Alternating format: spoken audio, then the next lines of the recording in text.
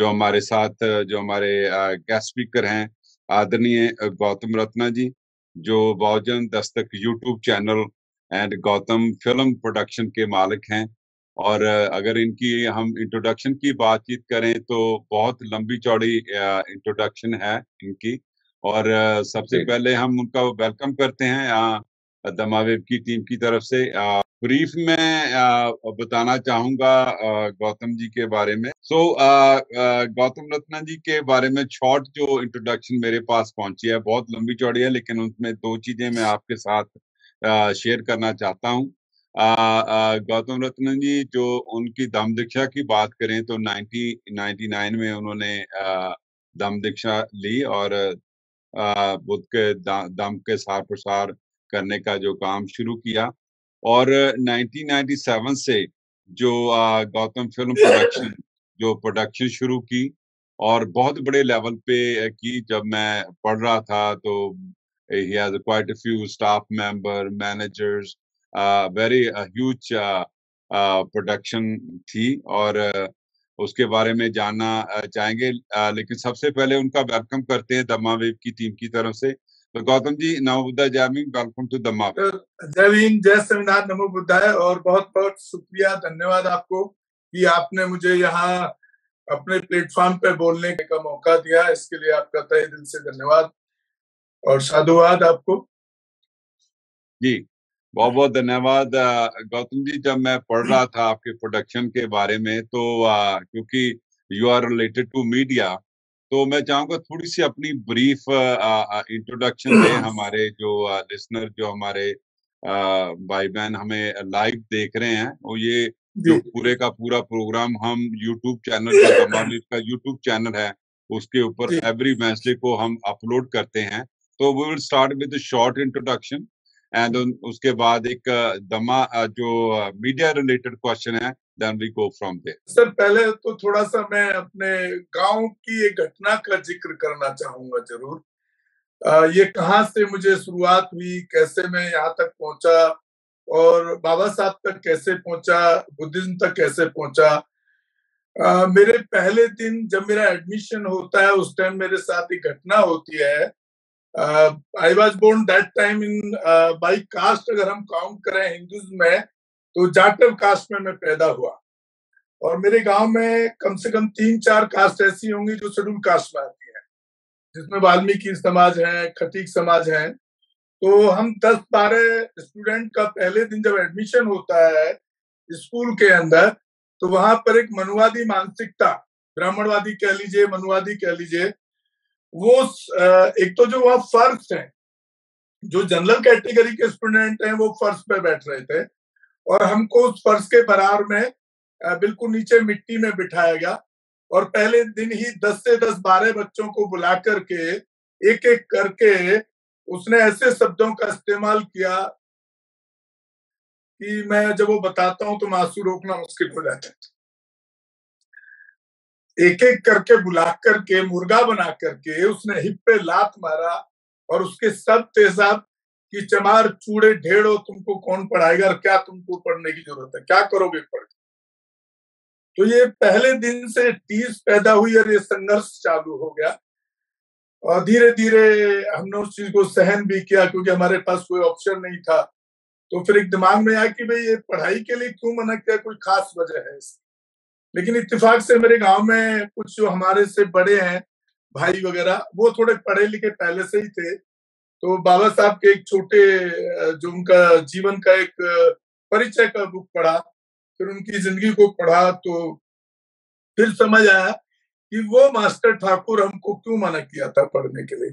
ये पढ़ाई और शिक्षा ही एक ऐसा सिद्धांत है जिससे हम कुछ आगे जिंदगी को बना सकते हैं और बढ़ सकते हैं। और यहाँ से शुरुआत हुई और मेरा 5वीं तक का गांव में किया। फिर उसके बाद 6वीं से 8वीं तक 5 किलोमीटर पैदल और 2-2 3-3 फुट के रेत और झाड़ियों के बीच में 5 किलोमीटर डेली पैदल मैं 6वीं से 8वीं तक वहां स्कूल गया, दूसरे स्कूल में। फिर थोड़ा और बड़े हुए तो 1982 81-82 के आसपास की बात होगी। प्रोफेसर जोगिंदर कवाड़े साहब मेरे गांव में एक हमारे प्लान किया कि बाबा साहब के स्टैचू आदम का प्रतिमा लगाना है। और एक जगह का बाउंड्री किया गया, तो वो आए गांव में, उन्होंने स्पीच दिया। और मैं उनका जिक्र इसलिए कर रहा हूँ कि उनकी स्पीच में बड़ा एक्साइटमेंट होता था और एक एग्रेसिव होती थी। मतलब आप यकीन नहीं करेंगे, उस टाइम लगता था, जब मैं उस बचपन की घटना को याद करता था कि यार पढ़ाई वढ़ाई तो देखा जाएगा, हमको तो हथियार और बंदूक और गोला उठा लेना चाहिए, और जो इस तरह के लोग हमारे साथ बिहेव करते हैं उनको जान से मार देना चाहिए। फिर हम थोड़े बड़े हुए, वो कहीं चले गए, क्या हुआ, वो राजनीति में चले गए, क्योंकि आई थिंक तब तक वो सामाजिक संगठन दलित सेना के सुप्रीमो थे। उसके बाद सब मैं 1984 में दिल्ली आ गया, और दिल्ली में आने के बाद स्थिति ये थी कि आर्थिक हालात ठीक नहीं थे। तो मैं रात को जब 9वीं क्लास में मेरा एडमिशन हुआ दिल्ली में, बड़े भाई थे, ले आए थे, लेकिन उनका जो माहौल तो घर का जो था वो भाई जैसा वेव नहीं था। तो मैं चौकीदार की नौकरी दिल्ली में रह करके 9th और 10th किया, और 10th करने के बाद लगभग 1989 के अंदर मुझे किसी रिलेटिव के, किसी जानने वाले के, अपने समाज के थ्रू मुझे एक पार्ट टाइम काम चाहिए था। तो मैंने फिल्म लाइन के अंदर एक सबसे छोटा डेजिग्नेशन होता है स्पॉट बॉय।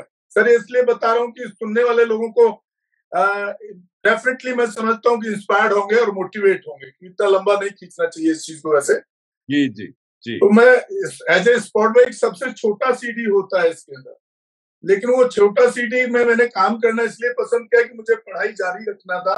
मेरे पास कोई आर्थिक सोर्स इनकम के नहीं थे जिससे मैं अपनी पढ़ाई को कर पाऊं।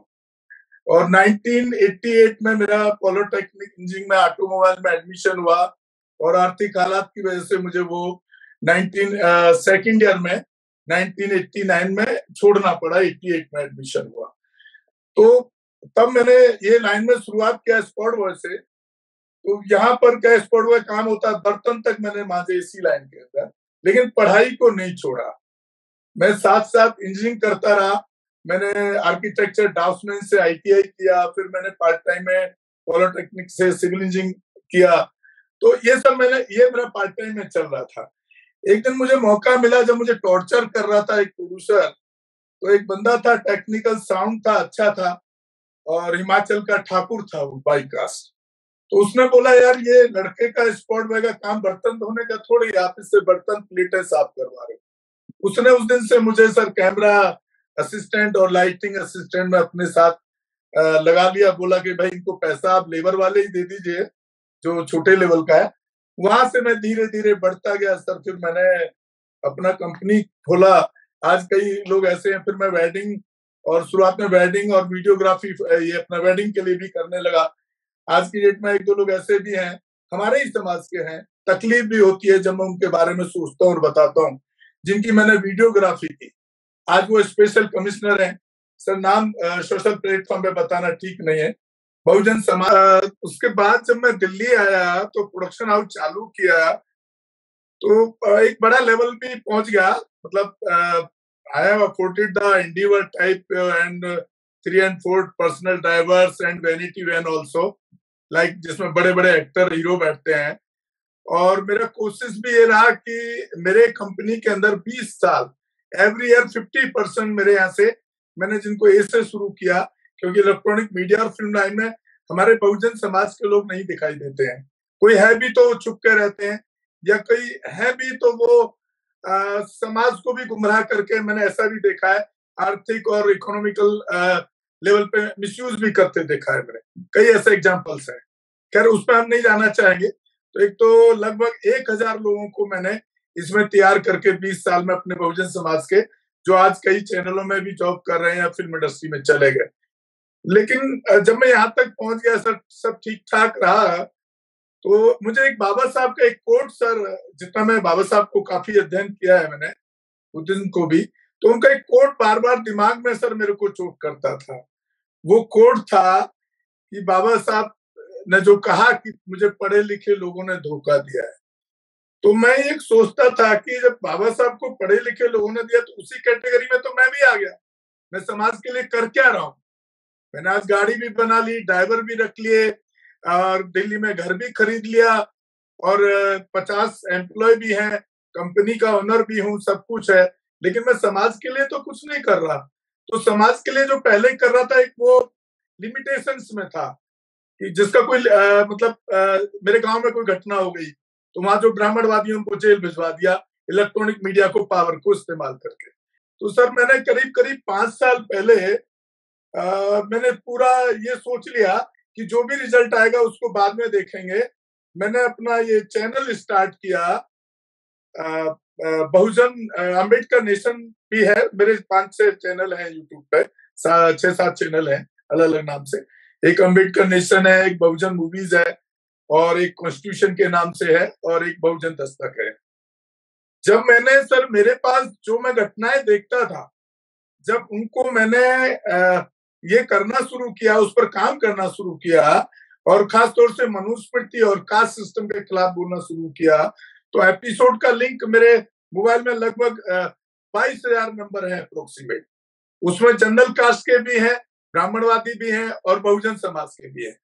जब उनको भेजना शुरू किया तो वो लोगों ने सबने मुझे ये जो अपना मेरा जो लाइक दैट मेरा जो बिजनेस चलता था, इंक्लूडिंग एबीपी न्यूज, जी न्यूज, आज तक, जितने भी बड़े बड़े चैनल्स हैं, इंडिया टीवी, न्यूज 24, ये इनके ऑनर, वाइस प्रेसिडेंट, सीएफओ तक मेरे मेरा उनके साथ बहुत अच्छा सर्कल वो आज भी है। लेकिन ये लोगों ने, जब मैं उस केस की घटना को अपने चैनल के माध्यम से बताता था और उन परिवार को अपने स्टूडियो बुला करके उनका बयान रिकॉर्ड करता था, और फिर वहां के एसएसपी, पहला सीडी एसएचओ, उसके बाद एसएसपी, अगर एसएसपी से भी काम नहीं हो रहा है एसपी या बीएम तक मैं जाता हूँ, अदरवाइज तो फिर एससी एसटी कमीशन उनको लेकर के खुद लेके जाता हूँ। ये जब डिलीवर होने लगा लोगों को, तो जो ब्राह्मणवादी मानसिकता में, कुछ लोग कहते हैं कुछ लोग हैं, मैं कहता हूं कि मेरा जो एक्सपीरियंस है इस देश के अंदर, जो उस मानसिकता के लोग हैं, उस कास्ट और उस जनरल कास्ट से बिलोंग करते हैं, उसमें से 95% पीपल जो है वो ब्राह्मणवादी और मनुवादी मानसिकता के हैं। तो चैनल में भी वही लोग थे, उन्होंने मेरे को सर बिजनेस देना बंद कर दिया। लेकिन मैं हिम्मत नहीं हारा, मैं आज भी उस पर काम कर रहा हूँ, एक प्रॉपर वे में जाकर के। जब तक जिसके साथ एट्रोसिटीज होती है, तो उसमें जब तक मैं उसको जस्टिस मीन्स की जब तक उसमें टेक ऑफ एक्शन तक नहीं पहुंच जाता, तब तक मैं उसको फॉलो अप करता हूँ, ना कि पॉलिटिकल पार्टीज या जो बहुजन समाज के संगठन है कि वहां जाकर के हो हल्ला करते हैं, कई हजार लोगों की भीड़ लग जाती है कि भाई एफआईआर नहीं।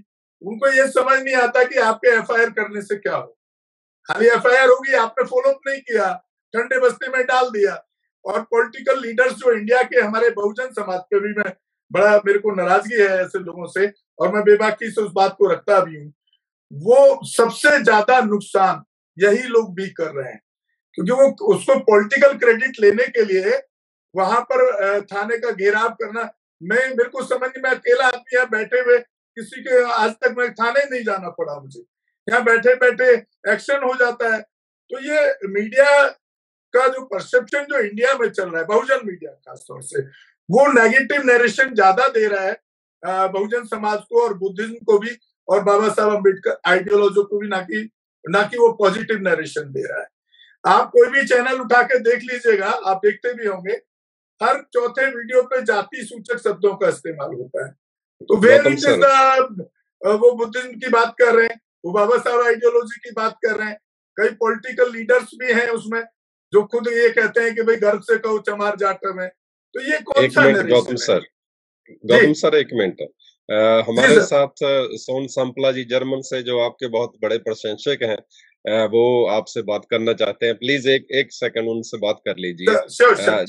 जी गो अहेड सांपला साहब जी, बोलिए सांपला साहब।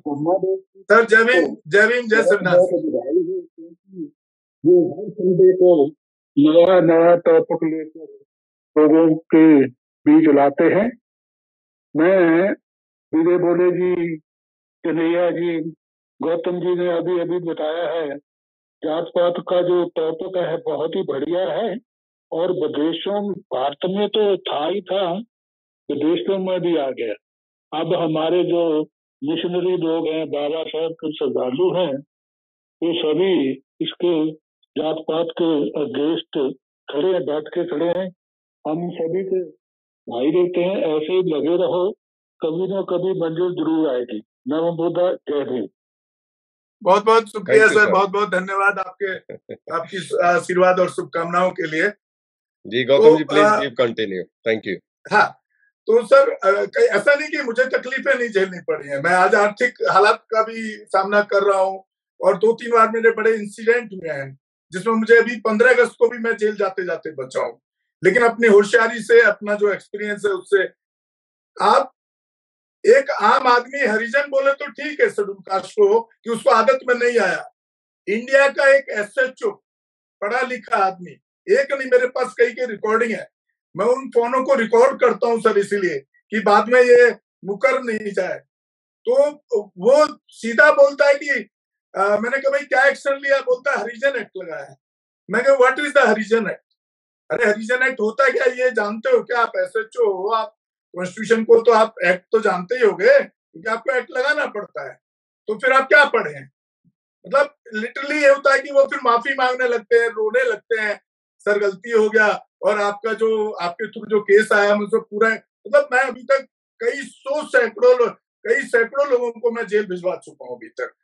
लेकिन ये सर अभी तक मैं भी कई बार बड़ा परेशान रहता हूँ कि जो बहुजन मीडिया हमारे इंडिया में काम कर रहा है वो खुद जाति से बाहर नहीं आया।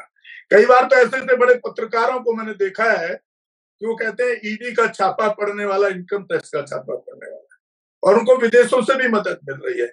लेकिन हमको समझ नहीं आया कि भाई आपके पास अगर विदेशों से, अगर आपके पास ईडी का छापा पड़ने वाला इतना पैसा आपने यूट्यूब से कमा लिया है, तो आप एक काम करो कि अपने जो बहुजन है हमारे लोग, उनके लिए कोई एक एजुकेशन सेंटर खोल दो, कोचिंग खोल दो, क्योंकि आज जब हम देखते हैं एक बड़ी पार्टी की नाम लेना ठीक नहीं है, वो ईडी इनकम टैक्स के बारे कहीं बोल नहीं पा रही है, तो भाई तुम्हारे साथ भी कल को यही होगा।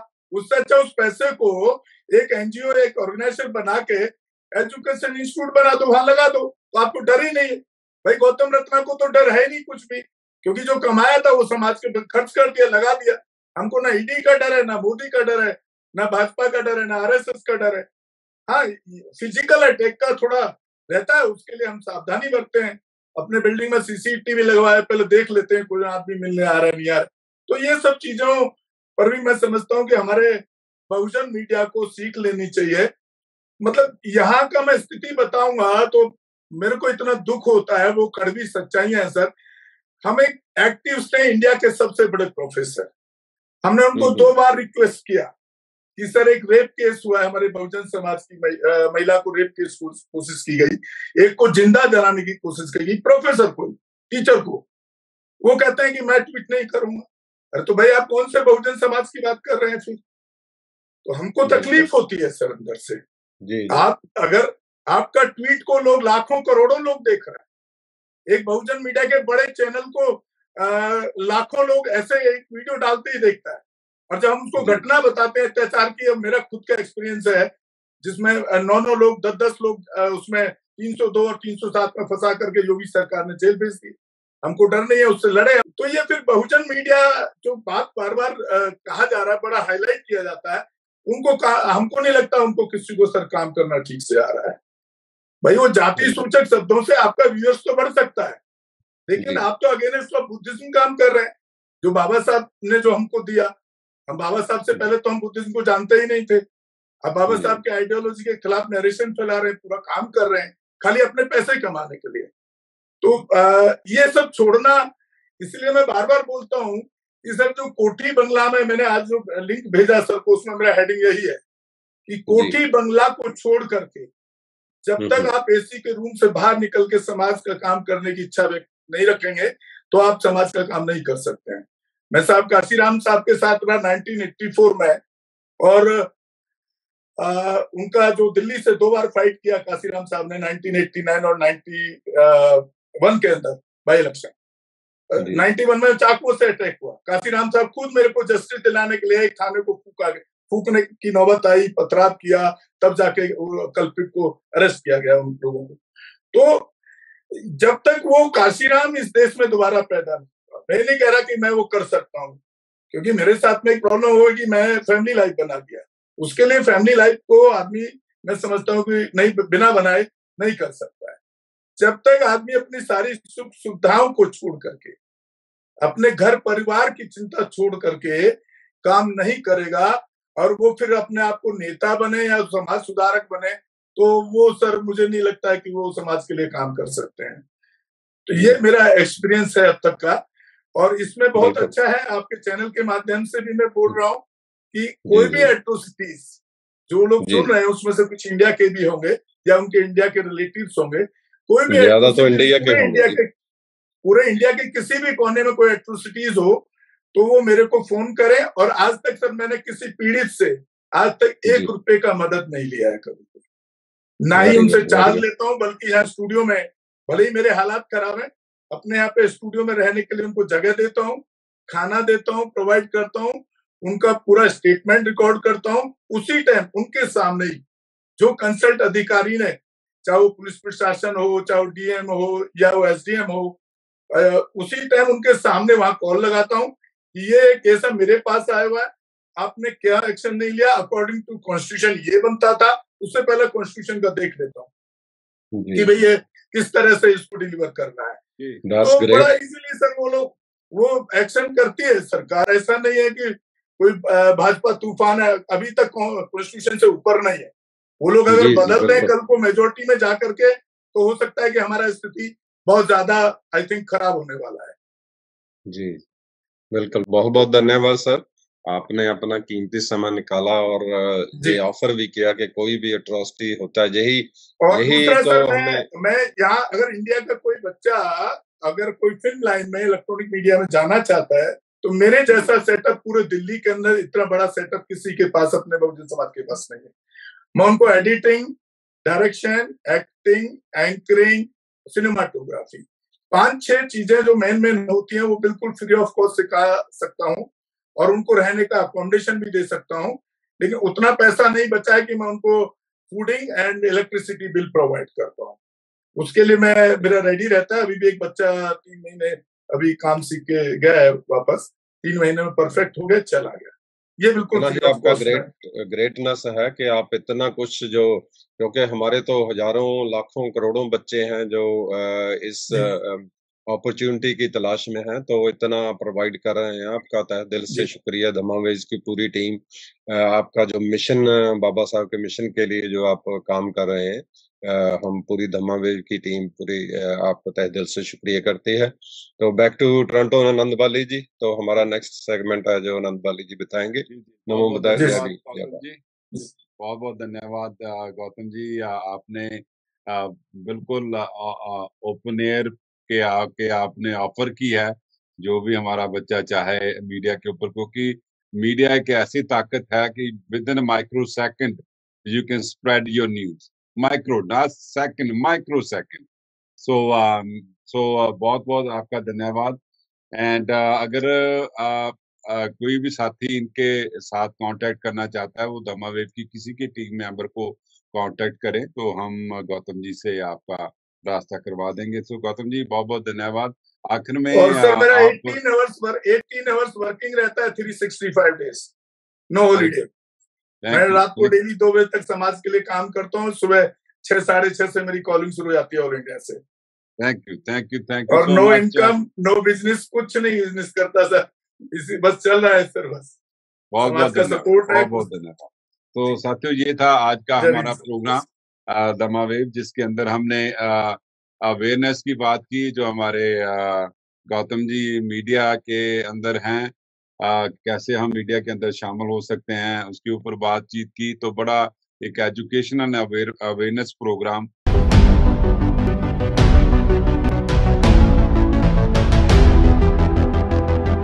हमारे चैनल बहुजन दस्तक को लाइक, शेयर, सब्सक्राइब देखना मत भूलिएगा। जय भीम, जय भारत, जय संविधान, नमो बुद्धाय। धन्यवाद। चैनल आर्थिक समस्या से गुजर रहा है।